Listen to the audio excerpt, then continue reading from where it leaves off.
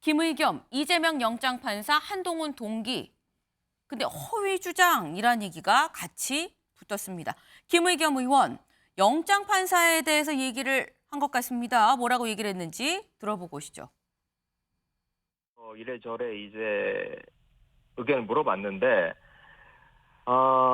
제가 느끼는 판단은 그냥 50대 50입니다.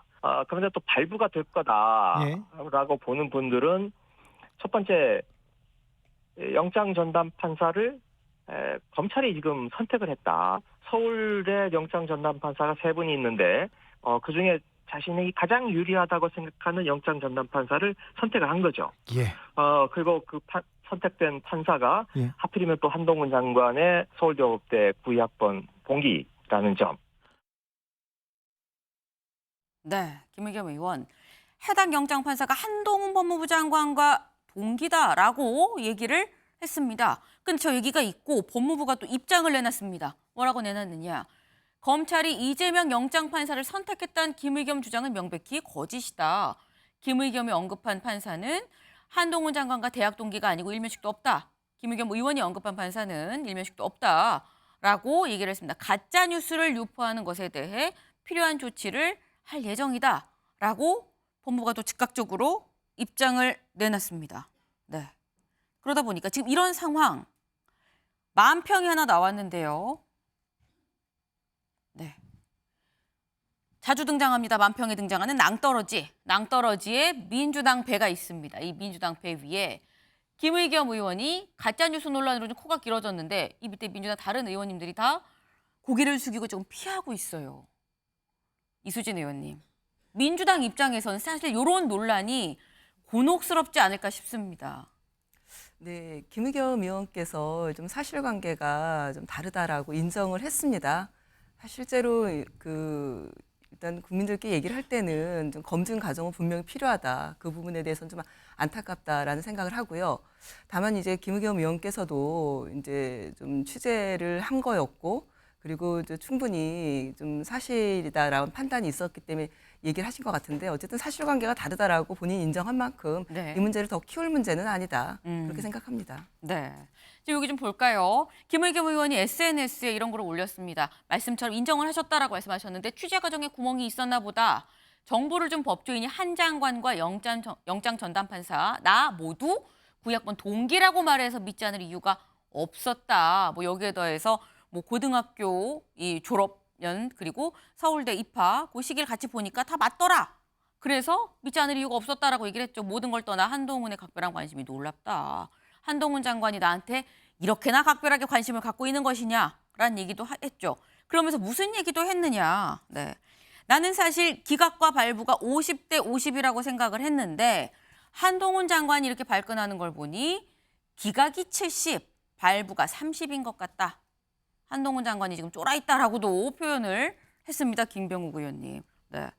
한동훈 장관이 쫄아있는 거 아니냐라는 김의겸 의원의 이 말씀은 어떻게 보십니까? 이렇게나 즉각적으로 대응할 필요가 있느냐라는 게 좀 내포가 돼 있어요. 한동훈 장관에 대해서 국회 공식 회의석상에서 청담동에서 뭐 술자리를 가졌다 이런 거짓말을 하기도 했고요. 김의겸 의원 같은 경우에 사실 참 방송에서 이런 말하기 그런데 리플리 증후군이 아닌가 싶을 정도입니다. 이게 한두 번이 아니에요. 그리고 고의적이고요. 상습적입니다. 당 대변인 자격으로서 그 이재명 대표를 그 방문한 예방한 이유 대사가 한 말을 거짓으로 짜깁기 위해서 하지도 않은 말을 했습니다. 그래서 이유 대사 공식적으로 항의를 했고요. 거기서 사과한 적도 있습니다. 또 그리고 또 올해 3월에 민주당이 당무위원회를 열어가지고 기소된 당 대표인 이재명을 계속 이렇게 당 대표 유지해야 되는 이런 회의를 했어요. 근데 여기에 대해서 안에서 기권표를 행사하신 분이 있었습니다. 네. 근데 당시 당 대변인이었던 김의겸 의원은 당무회의니까 끝나고 나와서 만장일치로 이재명 대표 당정 유지 찬성에 또 거짓말을 했어요. 그러니까 이게 이번에도 공공연하게 방송 매체를 통해 가지고 한동훈 장관과 이번에 영장 실질 심사를 전담하는 판사가 서울법대 동기라고 거짓말을 했거든요. 이거 인물 정보, 언론사 인물 정보만 확인해봐도 다 나오는 사실인데 그것도 확인 안 하고 마음대로 얘기를 한 거죠, 거짓으로. 그러니까 이런 거짓말을 자꾸 퍼뜨려 가지고 본인은 무슨 이득을 취할까 이런 생각도 들지만 사실 그럼으로써 강성 팬들, 그 소위 말하는 개딸들이라는 지지자들로부터 후원금도 받고 또 나중에 본인이 내년에 총선에 출마하려고 할 때 그런 강성 지지자들이 또 지지도 해주고 그러니까 계속해서 이 자극적인 말, 거짓말들을 퍼뜨리는 거거든요. 정말 나쁜 정치하고 있는 거고요. 이런 정치 정말 퇴출해야 됩니다. 국민들이 냉정하게 평가해야 된다고 생각합니다. 지금 이 김병욱 의원님 말씀은 이게 너무 반복이 된다는 거는 고의 아니겠느냐라는 말씀을 지금 하셨습니다. 국민의힘에서도 굉장히 강력하게 비판을 했거든요. 그 목소리 직접 들어보고 오시죠. 민주당 김의겸 의원은 이재명 대표의 영장 실질 심사를 담당하는 판사가 한동훈 법무부 장관과 대학 동기라면서 검찰이 가장 유리한 영장 전담 판사를 선택했다고 주장했습니다.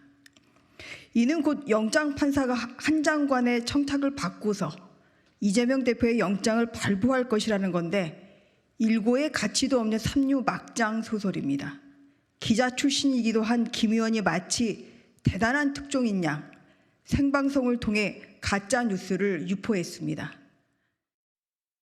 네, 국민의힘은 가짜뉴스다, 삼류 막장 소설이다라고 강하게 비판을 했습니다. 그런데 김의겸 의원의 이런 얘기, 영장 전담 판사가 한동훈 법무부 장관과 동기다라는 요 얘기에 대해서 이런 기사도 또 나왔습니다. 사법부의 정치적 압박, 또 불붙은 영장 판사 좌표 찍기 아니냐라고 한국일보가 썼습니다. 네, 중요 사건마다 법관 개인 공격이 반복되고 있다. 법조계 정당한 감시 없는 의혹은 부당한 거 아니냐라고 법조계에서는 또 보고 있다라는 건데 이 부분은 김광선 변호사님. 지금 사실 여기에서는 이게 지금 법관 개인을 좌표 찍어서 공격을 하는 건 이거 압박이다라는 얘기가 있는데 근데 또 압박이라는 얘기도 있지만 한편으로는 또 이런 모습이 됐을 때 또 역효과가 날 수도 영장 전담 판사나 법원 사법부 입장에서도 오히려 또 불쾌하게 느낄 수도 있는 부분도 있거든요. 그럼 오히려 역효과로 결과가 나타나는 거 아니냐라는 의견도 있을 수 있어요. 어떻게 보십니까? 그 두 가지 의견은 다 일리가 있다고 봐요. 그런데 사실 이제 영장 판사의 이념적 성향, 물론 이제 인간이기 때문에요. 그런 것들이 사실 영향이 전혀 없다 할 수는 없어요. 그렇지만 네. 그것은 미미한 것이지 이게 뭐 본질적인 문제에 끼치는 건 아니거든요. 예를 들어서 김의겸 의원이 이제 가짜 뉴스의 전형적인 사례인데 뭐 서로 뭐 동창이다, 뭐 동기다. 그러면 사실 동기다 할지라도요. 저희 영장은 이제 검찰에서 청구하잖아요. 네. 그럼 증거와 증거 인멸을 할지 도주험제 이걸 보고 판단하는 거지. 아니 동기가 뭐 변호사로서 의뢰인이 뭐 한동훈 장관이 변호사고 의뢰인도 아니잖아요. 저런 중차대한 사안에 대해서 설사 동기를 할지라도 그 영향이 거의 없거든요. 그렇지만 왜 동기라는 말을 했을까요, 김의겸 의원이? 그건 좌표찍기 한 거예요. 그리고 저렇게 검찰이 의도적으로 자기의 동기, 한동훈 장관의 동기 영장 전담 판사를 선택을 해서 영장을 발부받기 위해서 저렇게 하고 있다. 우리가 가만히 있으면 안 된다. 그런 취지 아닙니까? 물론 김의겸 의원이 아까 뭐 김병욱 의원께서 말씀하신 것처럼 가짜뉴스 한두 번이 아니죠. 어떻게 보면 가짜뉴스 제조기라고 할 수 있어요. 그런데 사람이 뭐 의원도 마찬가지죠. 하다 보면 착각할 수 있고요. 잘못 뉴스를 듣고 잘못 네. 얘기할 수 있죠. 근데 그것이 한두 번이 아니고 여러 번이 반복되면 그건 고의나 실수라고 볼 수 없어요. 그 일종의 의도적인 거라고 볼 수밖에 없는 거 아닙니까? 더욱더 중요한 것은 실수를 했을 때 그때는 사과를 하는 게 맞죠. 그러면 사과한 적 없잖아요. 그래서 사실은 뭐 의도했든 안 했든 영장 전담 판사의 결과에 영향을 미치려고 했던 네. 그런 고의가 있지 않느냐 그런 걸 좀 추론해 볼 수 있지만 뭐 저런 것들이 사실은 영장 발부 여부, 기각 여부에는 영향이 거의 없다 이런 말씀 드릴 수 있습니다. 알겠습니다. 네. 다음 기사를 좀 이어서 보고 얘기를 좀 이어가 보겠습니다. 네.